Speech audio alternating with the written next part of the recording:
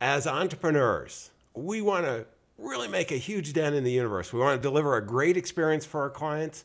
And you're already doing that most likely, but you want to attract the right clients to you. You're tired of chasing people around, prospective clients and so on. I have one of the top experts in the world in attraction marketing joining us. Mike Dillard at 27 figured it out. And he's been a serial entrepreneur and keeps on building phenomenal businesses that attract the right clients. He's going to share with us the secrets of attraction marketing. You do not want to miss this. I'm John Bowen. We're at AES Nation. Stay tuned if you'd like to have some great new clients coming to you systemically. Be right back. Ordinary success? No way.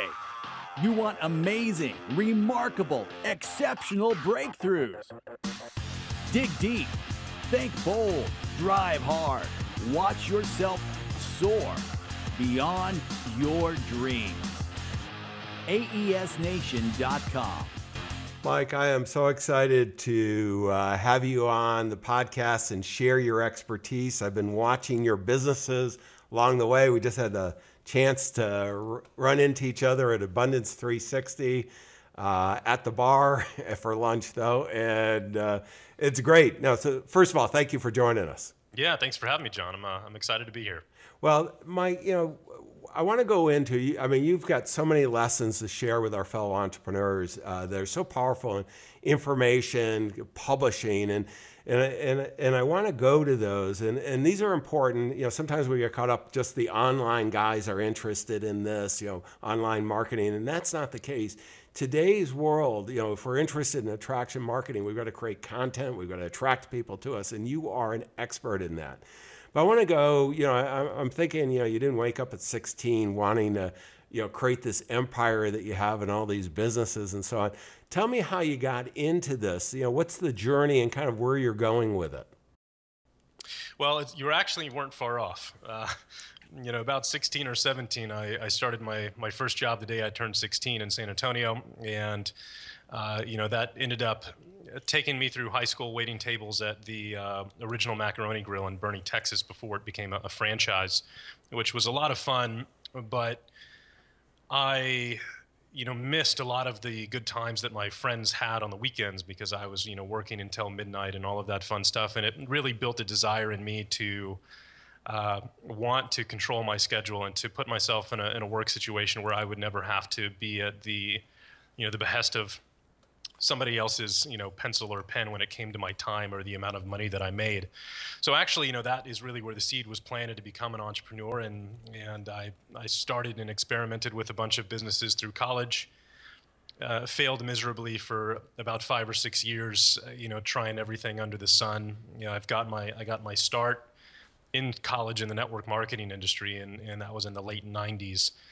And, I used to hand out cassette tapes and post flyers and drop sizzle cards in parking lots and cold call lead lists and all of that fun stuff. And it was, trial by fire. I didn't have a lot of success at it, but I learned a lot, obviously. And, that eventually turned into success 5 or 6 years later. And I built my first 7-figure business by 27 at that point. And that turned into an 8-figure business and then another 8-figure business. And so, the seed was planted early. No, it's one of the things that is so good about being an entrepreneur is we learn really quickly about the challenges. And one of the things that successful entrepreneurs do is do what unsuccessful entrepreneurs aren't willing to do. And they learn lessons along the way and really seek out solutions. And you've done that, Mike. And, I'd like to go, you're probably most famous for this attraction marketing. And when I think of attraction marketing, what happens, this is a dream of every entrepreneur. I don't care whether you're just getting started or you're super successful. We want that steady stream of pre-qualified clients or customers coming to us. And today's technology and all the tools, and our knowledge of human behavior is just, I don't want to say it's made it easier, but it's certainly allowed us, when we get that formula, to really accelerate. And you've been one of the guys to accelerate like crazy. How have you done it? You know, it's interesting. It was a solution to a problem that I had, which was, back in those early days, I was very, very shy, and I'm still an introvert.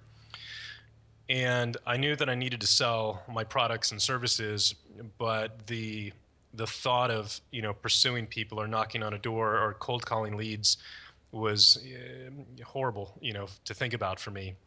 I would literally sit there at my desk and find anything to do except call my leads for hours and days at a time. And, I eventually got up the courage and I got through it. And I did that by eventually getting a job in corporate America, recruiting surgeons in Dallas in my early 20s. And my goal was to sit at a completely stark, empty cube on day one. And they handed me a binder that was probably 5 or 6 inches thick. And they said, start dialing. And I had to call 300, doctors' offices a day, trying to get through the gatekeeper and, recruit these physicians who were not happy to be interrupted during their workday. So needless to say, 5 or 6 years of fear of the phone was dispelled within 2 or 3 days at that position. And, what I really learned was, once I got over that fear, is, that's great. I've gotten past this, but this is still a horribly inefficient way to build a business. And so the question that I asked myself was, well, what if I could get 10 people to call me a day instead of me calling 100 or 200 or 300? And what if those 10 people had already gone through my sales presentation or overview? They were familiar with the product or service that I had. They knew how much it cost, and they're either calling me to place an order and get started, or to ask me 1 or 2 questions that they need some clarification on, and at that point they're ready to get started. And that, to me, sounded infinitely more fun and like a life that I would really enjoy, as opposed to, hammering and pounding the phones and trying to twist people's arm and convince them and take them through a sales pitch to, to buy what I wanted. So I, back in my early 20s, got into Dan Kennedy's stuff and Gary Bencivenga and Yannick Silver and really these titans of the direct response world. And I'll give Dan Kennedy the number one spot as the top influence to me in that regard. And he had a book, called Magnetic Marketing that he wrote a couple of decades ago that really served as the epiphany for me at that point. And so I really caught the bug for that strategy. I applied it to the network marketing business that I was pursuing at the time. And, for me, the solution became, what kind of cheese can I put out into the market to attract, my mice, or the audience, if you will, instead of running, after them, trying to chase them down like a cat. And that was really the point that changed everything in my life. I wrote my first ebook, on Microsoft Word. It was 50 pages long. I called it Magnetic Sponsoring It, and really taught people in that particular industry how to become the hunted instead of the hunter. And I started selling it for $39 online with a sales page that I wrote myself. I started selling 30 to 50 copies a day, for $40 a piece. And, all of a sudden, that's life-changing, money. That business. Well, and I want to stop here, because that's a little better than just dialing surgeons too. I don't, I'm thinking, Sure.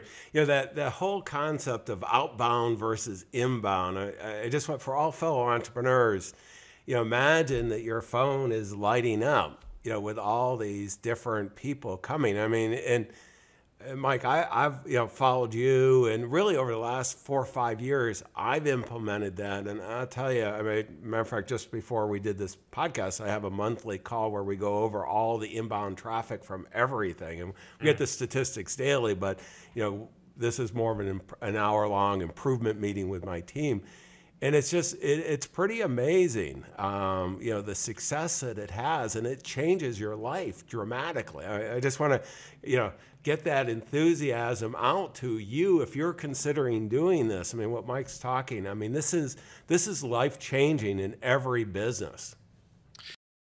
Well, it makes, you're officially on easy street at that point. The moment you can position yourself as one of the top, 3 authorities in your industry or your niche, the world comes to you instead of you having to chase down the world. And, that's the only way to build a business in my mind. And, what I really wanted to share with everyone, if, because this is not a new concept, it's really been popularized over the last 10 years specifically, but understanding the reason or the psychology behind how it works, I think, is fundamentally important if you're going to use this. And what most people don't understand is that you're triggering pieces of your, genetics on a primal level that have been a part of us as a species for, millions and millions of years, and you're triggering those, and that is really what causes attraction. And so when I first sat down to learn about this topic, you look at, why are celebrities, looked at as attractive, and why do they have men and, women and girls screaming at them and, wanting to have any kind of interaction that they can. And the same with, big business magnates on TV or, whatever it may be, what actually triggers that. And you just have to realize that this happens on a genetic level, and it goes back to the early tribal days of, our, humanity, which is, back in those days, power was provided through strength, essentially, and survival. And so typically the biggest male became the alpha male of the tribe, and everyone else gathered around him for protection and safety. He got his pick of the women and all of that other fun stuff.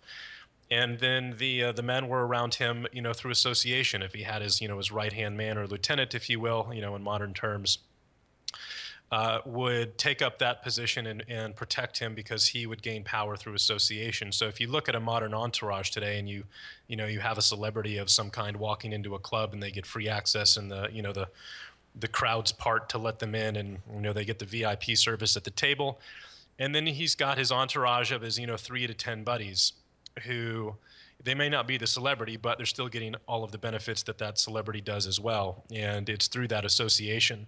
So when you're looking at positioning yourself, as an authority figure in your marketplace, you have to keep in mind what are the things that an alpha would do or a top person would do in any niche, as far as how they act, how they dress.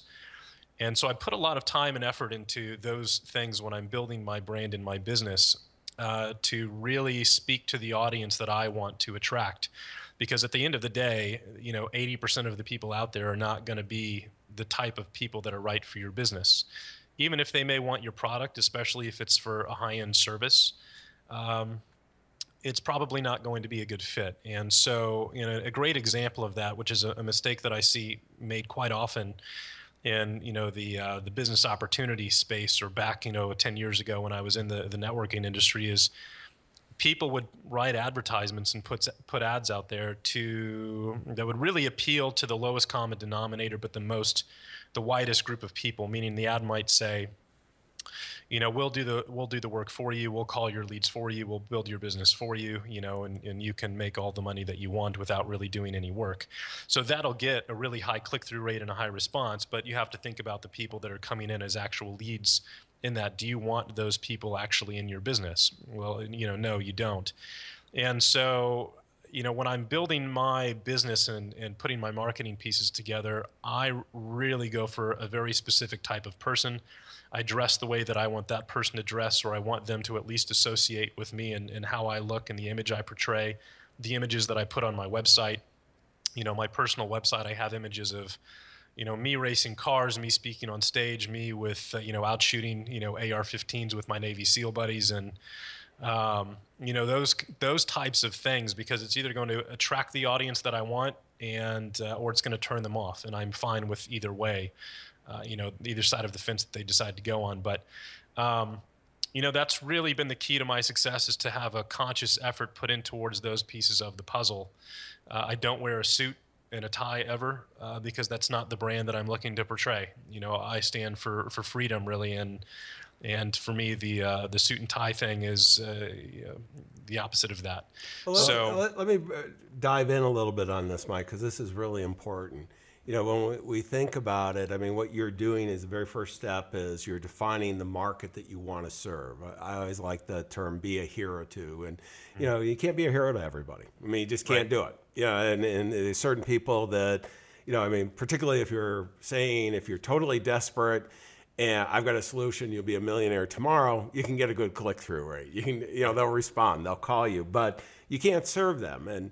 And it's a lot easier to serve successful people and that are motivated, that you're well positioned. So we've got to define first who we want to market to. And the clearer we can be, you've taken it that step where, not that many entrepreneurs do is, how should I dress? How should I interact? How should I position myself? And you do, and I'll show you your website a little bit later, but you've got, you've got the whole messaging, you've got some of the celebrities there, you've got, a freedom lifestyle, which is you. But then what you've done really well, what I've seen you do, is you identify the problem. I mean, okay, so there's a gap between that audience that you've defined and their aspiration, where they want to go.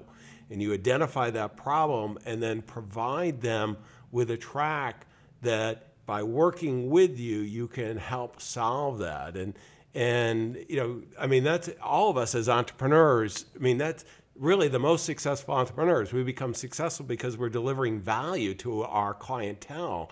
And we're only getting a percentage of that back, but it can be huge as we grow exponentially like you've done. How do you identify the problem, Mike? So you got the audience. How do you identify their challenges? Well, it's interesting. All of my businesses have been founded upon my own personal problem. So the first one, Magnetic Sponsoring, was inspired by the fact that I hated cold calling and I hated pursuing people and selling people, and so I needed to figure out a solution to that problem. And I've come to realize that if I have a challenge, there's enough people in this world that have the same challenge to build a business out of. And so that was the first iteration of it. As that business became more successful, and that was in my 20s when that took place, I made all of the mistakes that a single guy in his 20s who's making millions of dollars a year would make, which means I had a ton of fun, but I blew everything, for the most part.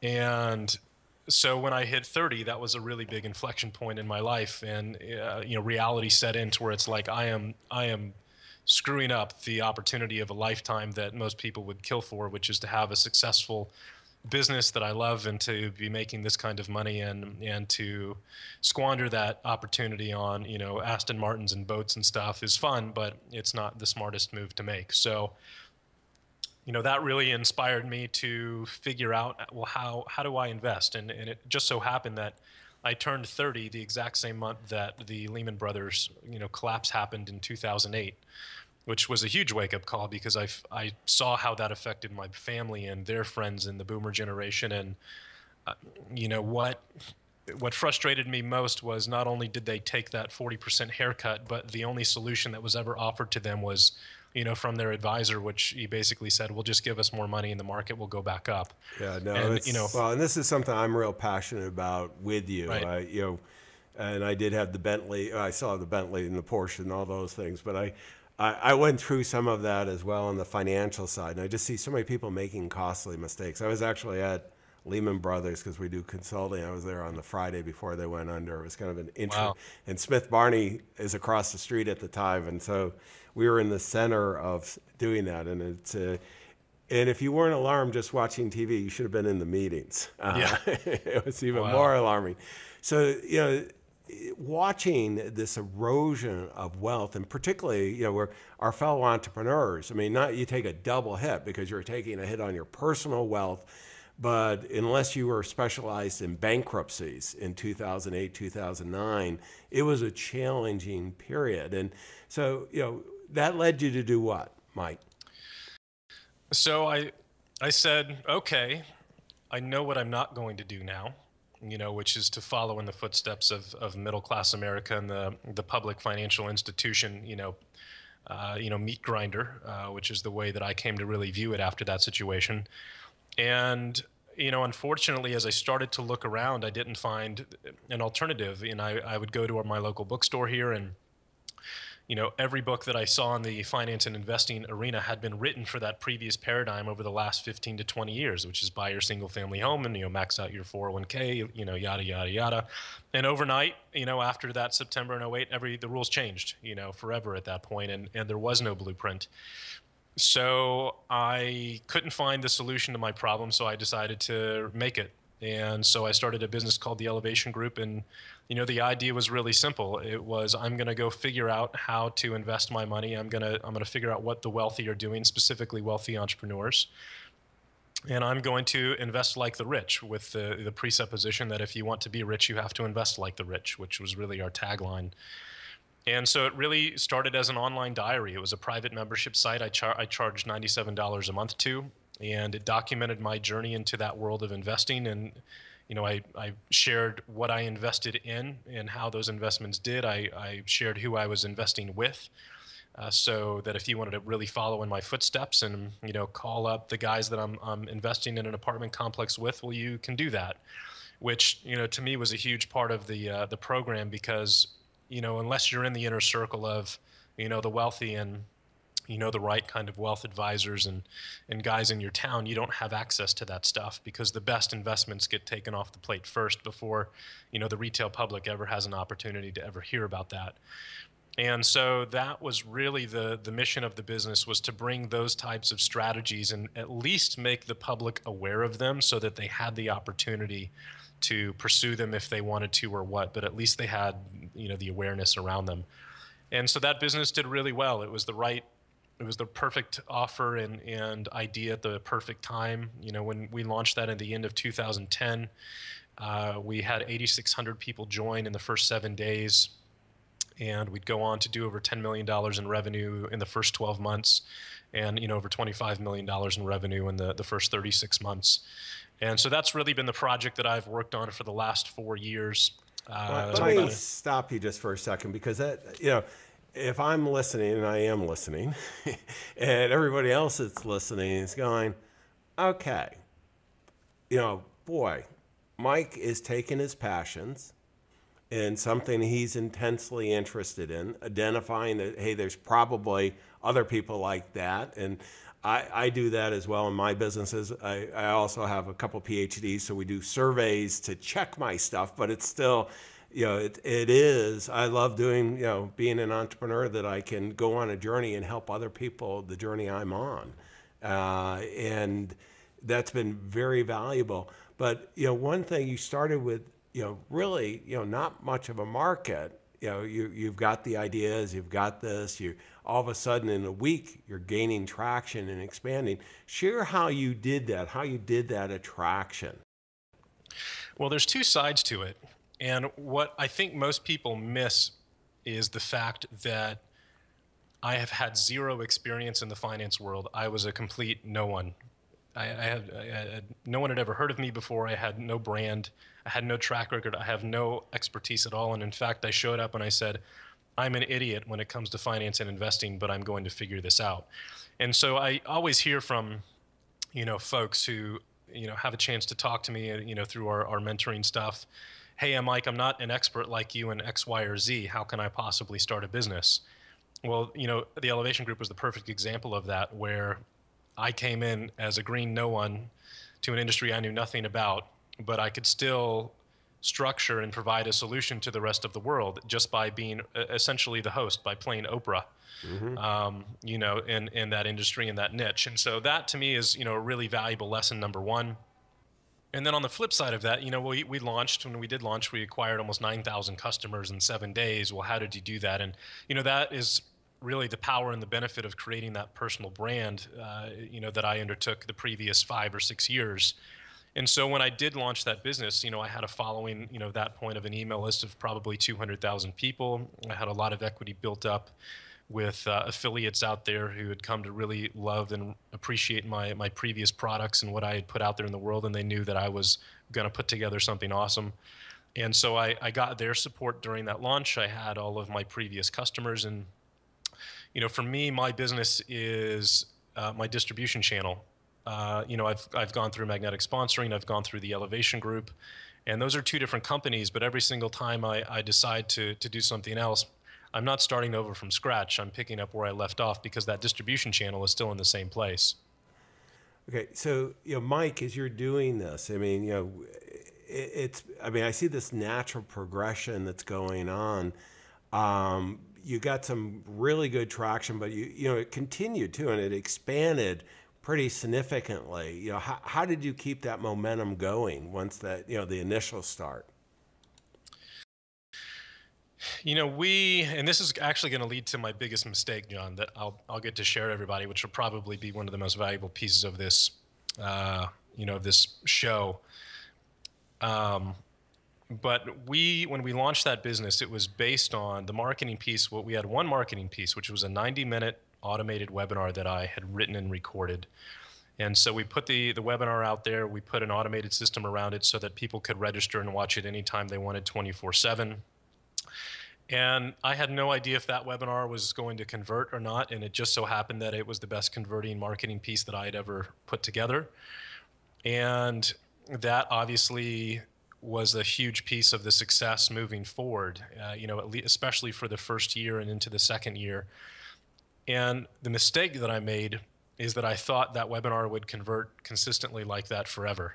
Mm-hmm. It was the one piece of the business we didn't have to touch, we didn't have to put time into, and so we got to, focus on building a team and putting an office together and putting back-end, products and services in place. And that little engine that was fueling the entire thing just kept on chugging until about the end of the second year. And all of a sudden conversion started to slip and slide and to a point where affiliates were dropping out because they couldn't buy media, profitably anymore. And all of our traffic at that point was from affiliates and a few media buys that we were doing ourselves. But as conversion started to slide, sales started to slide, and yet we had scaled up and our expenses were bigger than ever, which causes a ton of stress and a ton of problems. And so all of a sudden here we are trying to, reinvent, and the market had changed, by 2012, 2 years later, things had started to recover. The market had started to go back up. The world wasn't ending anymore. And so the webinar material was not relevant anymore at that time based on what was currently taking place.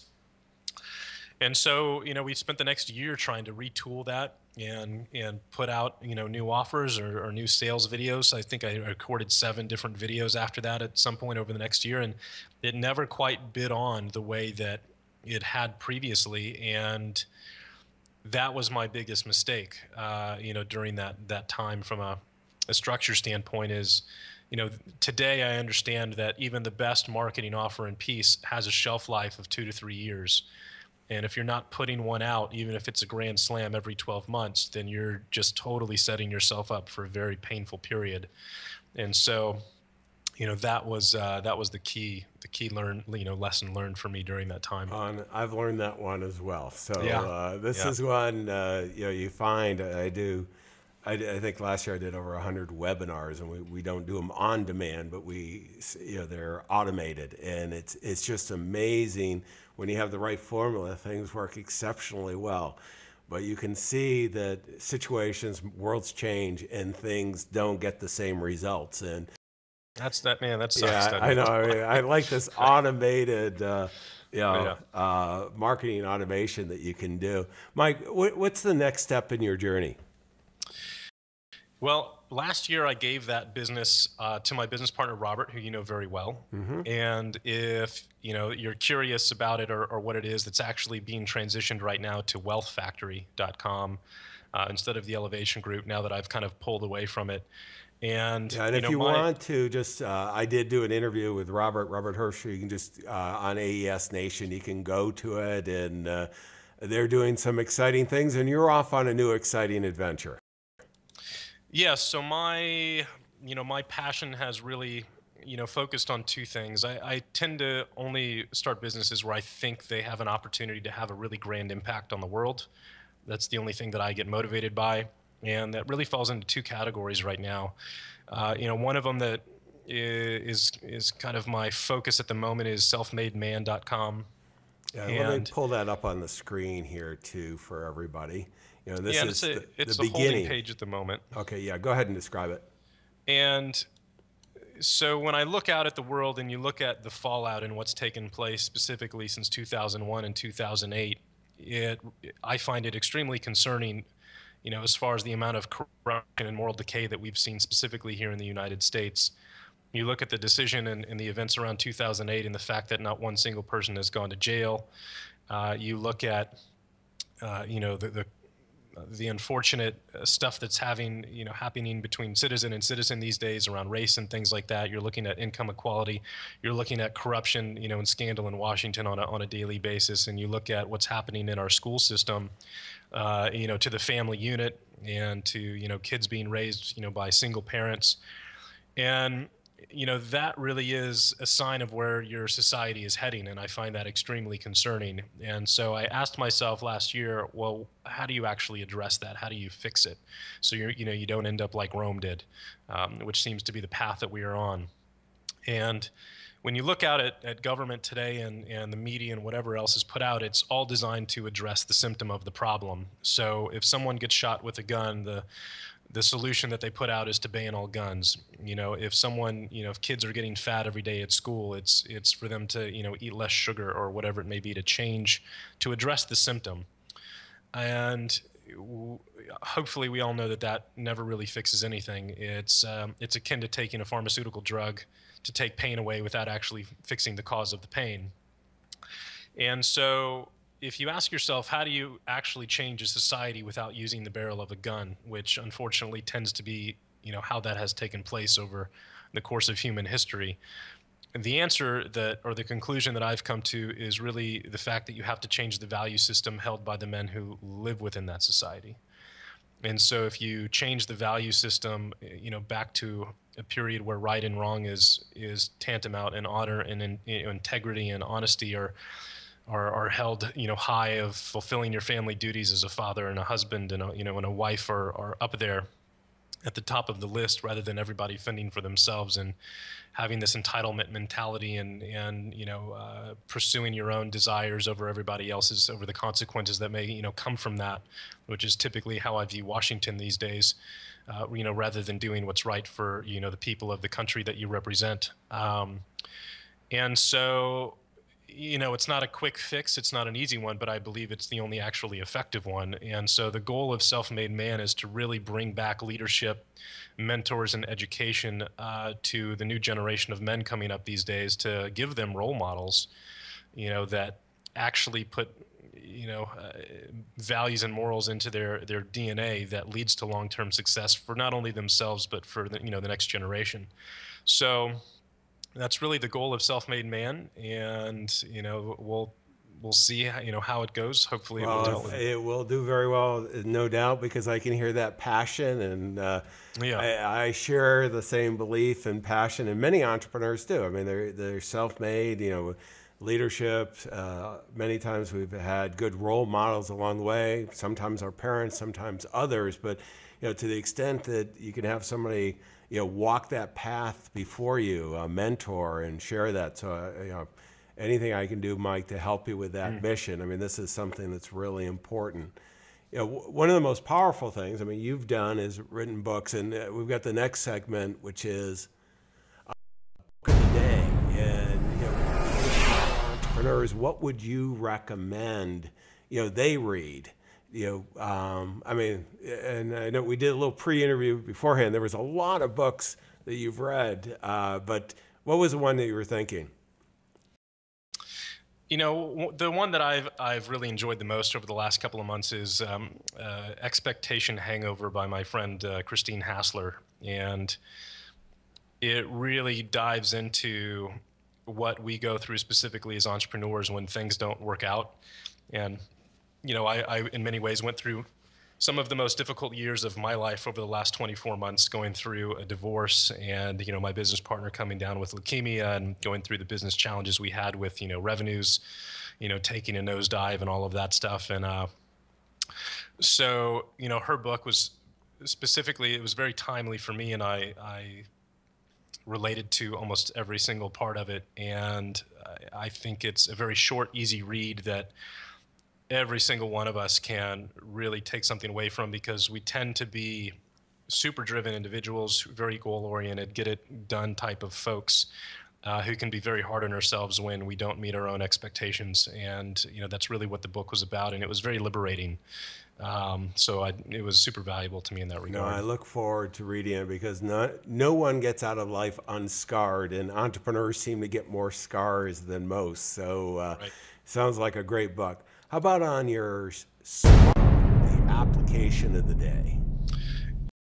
Surprisingly, I am not a super tech savvy guy. All of my businesses, it's interesting. I've really just focused on the very fundamental pieces of building a core business, which is put out value, put out great products, have a good relationship with your customers and your readers. And if you do the fundamental things correctly, then you don't really need to worry about all the cool whiz bang, stuff that's out there. So I don't use all of the latest crazy technical, tools and technologies. I'm not on Instagram. I have Facebook and Twitter, and that's about it. And for me, that tends to keep things focused on what matters most, and it's worked out very well for me. So, as far as my phone goes, I think I have like 4 apps on it, but the one that is probably most useful to me is Instacart. And, I'm down here in downtown Austin, Texas, a couple of blocks away from the national headquarters of Whole Foods. And, for me, if I'm out of my yerba mate or paper towels or, something like that, instead of having to take 30 minutes to an hour of my time to go get, veggies for juicing or whatever it may be, Instacart, I can jump on there. They have the entire inventory for Whole Foods on my app, stores my credit card info. I just, pick out exactly what I want. And, an hour later, all of that stuff is delivered upstairs to my condo. So, finding little ways to streamline my time and make life more efficient has been a huge benefit in that. That's at the top of the list for sure. I did check, Mike, living out in a little bit outside of the edge on Silicon Valley, it doesn't come, but Google Shop does, and a few other delivery services do. So, but yeah, streamlining this, that's one of the best things of technology. Let's go to the next segment, which is resources. And Mike, let me pull up your MikeDillard.com website. It's a darn good looking picture of you with a very good message. Build your business, build your wealth, live your dream. What are some of the resources there? On the homepage, it's really a list of the companies that I'm currently working on or that I'm associated with, like Tiger. And so that really is designed as a branding page. And we talked about that at the beginning of the interview, which is you've got to really pay attention to the brand that you build and the image that you portray online. And so that is the entire purpose of this website. And so on the homepage, it's designed to give you a very quick overview of the companies that I've built and the people that I'm associated with. And then on the About page, it's designed to tell you about my life so that you can either say, hey, I'm into that as well, or no, I'm not. And I think if you happen to be a very liberal, I don't know how to put this, very liberal democratic, person that comes to my site, you're going to be turned off fairly quickly. And I'm a libertarian, so I'm in the middle of the road, and I don't really pay much attention to politics. But at the same time, it is designed. There's a reason. There's a picture of me, holding an AR-15 rifle on that page and fly fishing in Colorado with a nice rainbow trout there, and racing cars. So, all of that stuff was done with a very specific intention in mind. Now, let me go to the last segment, this all together. Key takeaways. And Mike, I'm looking at my notes. I got all kinds of notes. And remember, you can always go back to aesnation.com and get the transcript, the show notes, and so on. When I think of key takeaways, what I love about every one of your businesses is that you defined who you wanted to serve, and it was some inner challenge that you had, and this was on your journey of discovery, and you wanted to take other people that were having that same struggle through, and then you identified the specific problems, that gap between where they are and where they wanted to go. And then you developed the marketing campaign, and it was an attraction marketing, marketing automation. You test it, you test these things religiously. And I think one of the most important parts of it is kind of the advice of not becoming complacent. We get high performing, conversions and so on, and working that, it's a constant test to make sure that you're delivering a great experience and really attracting. And you've done it, and I know you're going to continue to do it well, Mike, and I want to thank you for joining us and sharing your insights. Well, thanks so much for having me, John. This was awesome, and I look forward to having you on Self-Made Man at some point in the future. I'll look forward to it as well. And in the meantime, go out and execute, build this marketing automation that Mike has and I'm doing. It will change your life. your clients, but even more important, your future clients. They're counting on you. Don't let them down. Wish you the best of success. Exceptional, remarkable breakthroughs. AESNation.com.